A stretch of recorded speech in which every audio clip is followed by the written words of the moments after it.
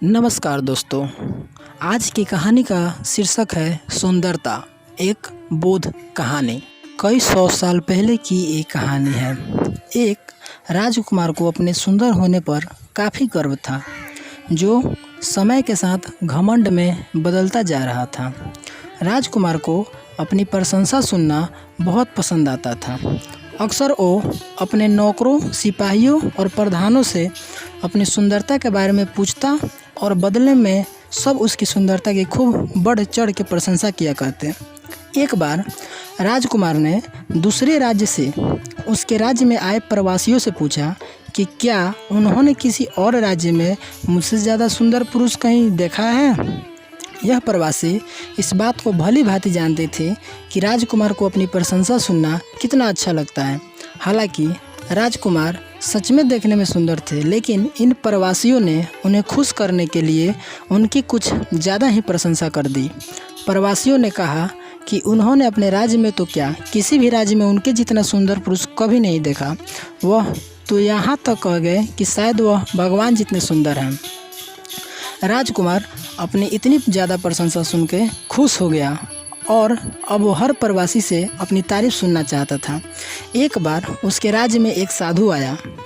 राजकुमार ने उसे भी अपने दरबार में बुलाया और वही सवाल पूछा कि क्या उन्होंने राजकुमार से ज़्यादा सुंदर पुरुष कहीं देखा है। साधु ने राजकुमार से कहा कि हाँ, उन्होंने सुबह उनसे भी ज़्यादा पुरुष को देखा है। सभी साधु की बात सुनकर हैरान थे। राजकुमार ने साधु से पूछा, कौन है वो पुरुष। साधु ने कहा, सुबह मैंने आपको देखा था, तब आप अभी से ज़्यादा सुंदर दिख रहे थे। साधु की बात सुनकर सभी दंग थे।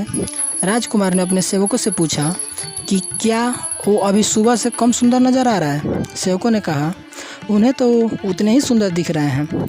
राजकुमार ने साधु से पूछा, जब सभी को कोई फ़र्क नहीं आ रहा तो भला आप ऐसा क्यों कह रहे हैं। साधु ने राजकुमार से कहा कि ये सब आपकी नौकरी करते हैं, इसलिए इन्हें आप में कोई कमी नहीं दिखेगी और मैं ये साबित कर सकता हूँ। साधु ने एक कटोरे में पानी मंगाया और राजकुमार के कुछ सेवकों को दिखाया और उन्हें बाहर जाने के लिए कहा। फिर साधु ने उस पानी के कटोरे से एक चम्मच पानी निकाला और फेंक दिया। उन सेवकों को वापस अंदर बुलाया गया और साधु ने उससे पूछा कि क्या उन्हें इस कटोरी में कोई कमी नज़र आ रही है। सभी सेवकों ने ठीक से निरीक्षण किया और बोला कि उन्हें इस कटोरी में कोई कमी नज़र नहीं आ रही है। इस प्रयोग से राजकुमार की आंखें खोल दी। राजकुमार को समझ में आ गया कि वह उस वस्तु का आदी हो चुका है, उस वस्तु के नशे में फंस चुका है जो हर दिन कम होती जा रही है, यानी कि नाशवत है।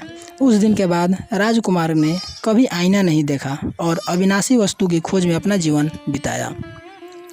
सुंदरता क्या होती है? हर किसी के लिए सुंदरता के मायने अलग अलग होते हैं। किसी के लिए बाहरी रूपरेखा सुंदर हो सकती है तो किसी के लिए अंदरूनी सद्भावना सुंदर हो सकता है।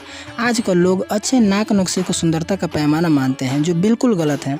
सुंदरता अच्छे स्वभाव, अच्छे विचार और अच्छे कर्मों से निर्धारित की जानी चाहिए।